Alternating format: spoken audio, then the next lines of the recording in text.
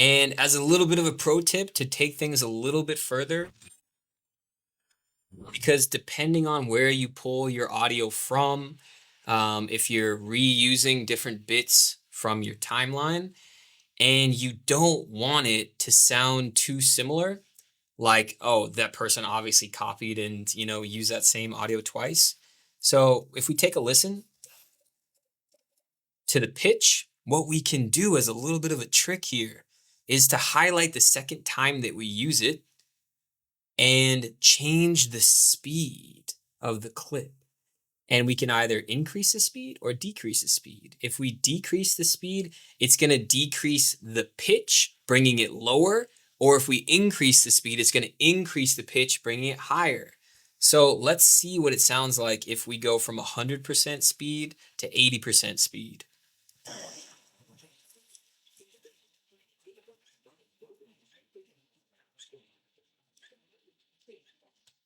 So that's what it sounds like now. It sounds like a completely different bird. I'm not saying it sounds amazing and this is the way I would have it for the final edit, but this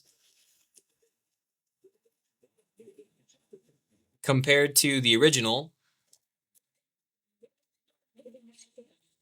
is pretty different. I don't think that even a trained ear would necessarily know that we reuse that clip twice. And we could even maybe just do 90% because 80% it sounded a little bit too deep, a little bit too low. So if we do 90%,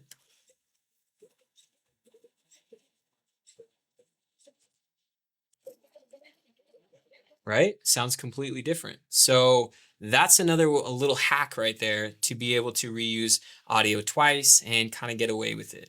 We'll do more about using audio swoosh transitions and changing the speed later in the course, but that's kind of a cool trick.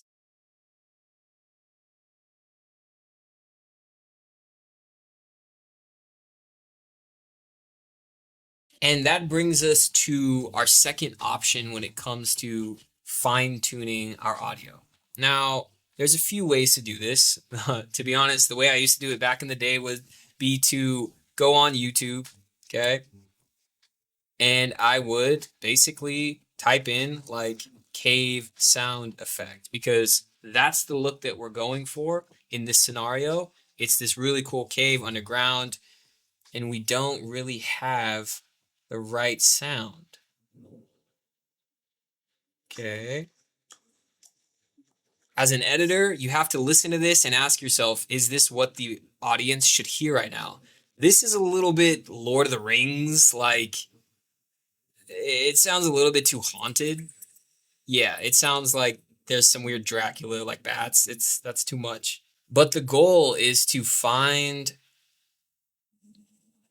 a sound that makes the visuals look better and the visuals make the sound even better, if that makes sense. The same way we made our visuals of our ending shot look better by adding updated sound, right? That help to transport the audience to that specific place. So you can go through here if you find one you like. Generally, these people that are giving it away for free will have a download link in the description of the video.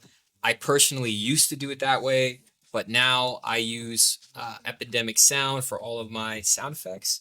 So I would search cave sound effects.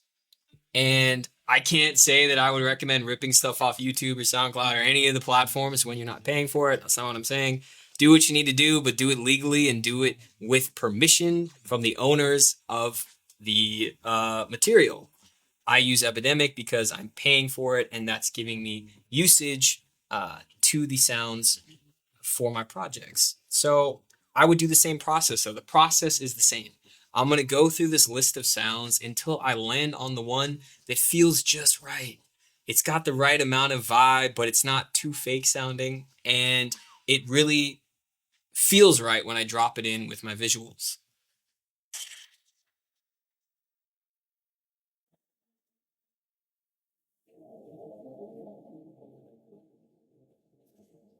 And so now I went through and I found the sound effects that will match up perfectly for my scenario. So what I'm going to do is create a new folder because these are new media assets going into our edit. And I'm going to title this sound effects.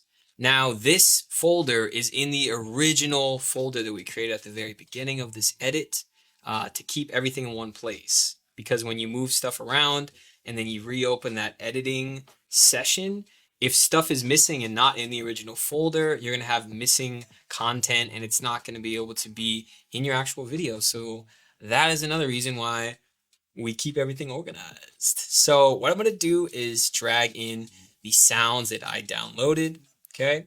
And then now I'm going to drag this sound effects folder into my actual editing session. Now we have our sound effects here. So we have one sound.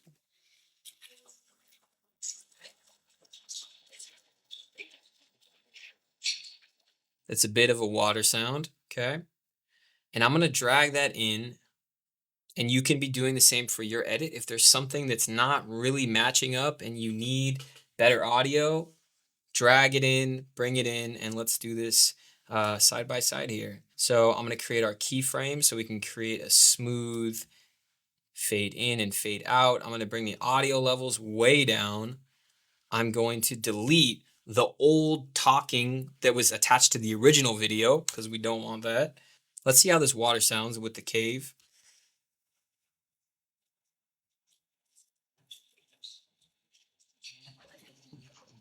Let's move on to the second layer of sound. Now I'm mixing two sounds here because I want people to really feel what I'm showing on screen.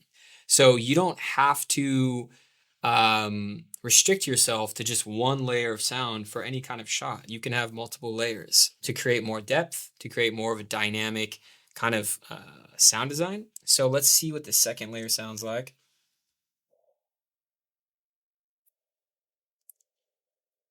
So kind of a cool wind going through a tunnel kind of sound. And the key here is subtlety.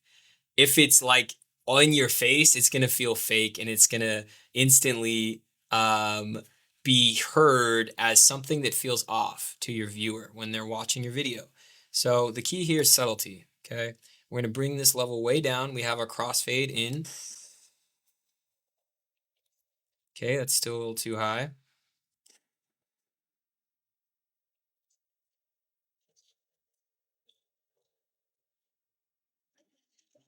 Okay, let's play that back.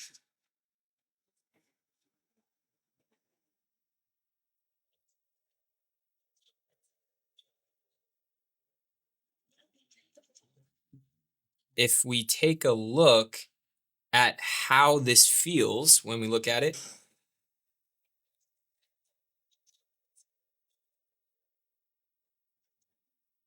compared to the original,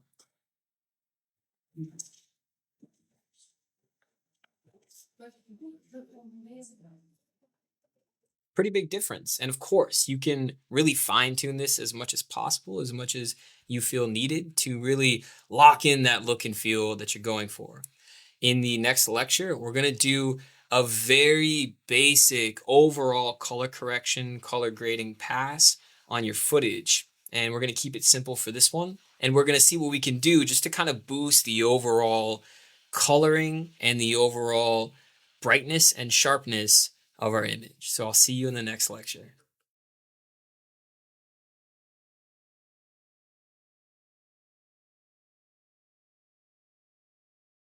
And so for the final portion of really enhancing the video side of this section, I want to go over one more thing that we're going to go even more detail in throughout this course, which is color correction and color grading. Now, because you've been working with more footage that's been shot from your phone from a past event, the phones these days do a pretty dang good job of optimizing the images that's coming through the camera. So they color correct automatically. They brighten up and contrast and sharpen things and bring more clarity automatically whenever you shoot anything. So for this scenario, we're not going to really go through and upgrade clips one by one. I want to show you how you can quickly, after you've done an edit like the one that we've worked on, how you can do a layer across the whole thing that brightens up the whole thing, saturates the whole thing, and can create a kind of cooler, interesting tone that you're looking for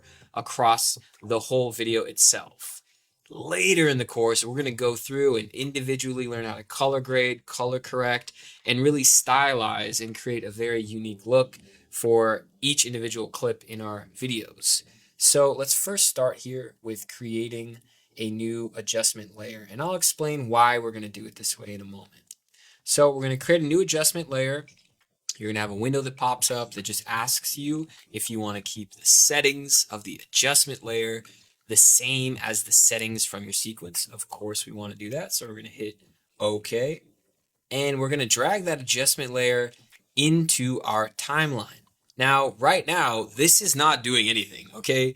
This is just a layer that sits on top of your footage, and it basically says whatever is on this layer, I'm going to give or put onto the footage below. Okay, so it's a really easy way to kind of paint your whole timeline, regardless of how many video clips are in the timeline. You can easily paint that whole timeline with the same effects. So now I'm going to drag this adjustment layer so that it's covering our entire timeline here. And I'm going to go to the effects tab, and I'm going to type in Lumetri Color. Now, regardless of whatever your editing software is, you're going to have a color correction effect. That's the main color correction way to really adjust the colors and exposure and contrast and all those different details of your image. It might be called color corrector. It might be called something else, but in Premiere, it's called Lumetri Color. Now I just dragged it onto the adjustment layer, and I'm going to go up to the effects control tab, and I'm going to open up these toggles here. See, we have basic color correction. This is going to allow for us to change the color temperature, the tint, exposure, contrast, and so on. And the only other thing we're going to kind of focus on here is the creative tab. This allows for us to do some interesting things with coloring and the shadow tint and highlight tint, okay? So now I'm going to scroll over to kind of our opening image here. Automatically, I can see just through the whole video itself, it could use a little bit more contrast and definitely some saturation throughout. So I'm going to take the saturation function here. Right now it's set to 100, which is basically means nothing is being added and nothing is being taken away. If I bring it down below 100, you can start to see this image turn to black and white. If I bring it above 100, you can start to really see the effect that it's doing there, okay? We definitely don't want to be adding too much saturation because that will make the viewer have a, oh, this is a cheesy video opinion, right, of the edit. So we want to undo that. And we want to find a happy middle ground here. So I just bumped it up to 116. Now we can kind of play through the video and see how that's looking. So I'm really liking that, but I'm actually going to boost this here a little bit more to, let's say, 130. Okay. That's going to bring just some more colors back into our edit. And now I'm going to add just a little bit of contrast. This is going to create a more dynamic looking image. So if I decrease the contrast, you can see the image is going to start to turn really gray. That's because you're getting rid of the contrast or the difference between the darkest part of the image and the brightest part of the image. So you can see that's super gray, right? But let's bring this back to 10 just to have a little bit more contrast. Okay, that's all looking pretty good. And I think we can overall here add a little bit more sharpening. Now, what sharpening is going to do is going to really make the image appear to be a lot more crisp and clear. So, for example, if I reduce the sharpening all the way down and play it through, you can see it feels kind of blurry and a little bit hazy. Okay. Now, if we go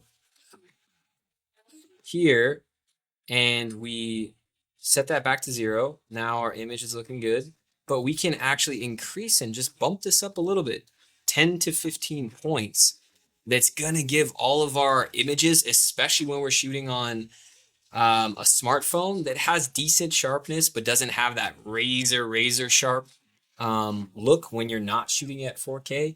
If you take a 1080p image, which is what this is, it's 1920 by 1080, technically 1080 by 1920, but basically that's the same amount of pixels in the image. 4K is about 4 times that, but we can take a 1080p image like this that comes right off your phone, and if we increase the sharpness just a little bit, it's something that you won't necessarily see right away, but after looking at everything, it's just going to give it a little bit of an extra pop. So you can see like the imagery is looking really clear and really crisp. And that's what the goal of color correction is for. So there you have it. Super easy way to kind of do a final layer on top of your footage just to give it that little extra special sauce. Later in the course, we're going to go really into detail on color theory, on doing a little bit more, or actually a lot more of intricate ways of using color correction. And in the next lecture, we're going to see how much we can change our edit by now adding a soundtrack to the project that we've been working on.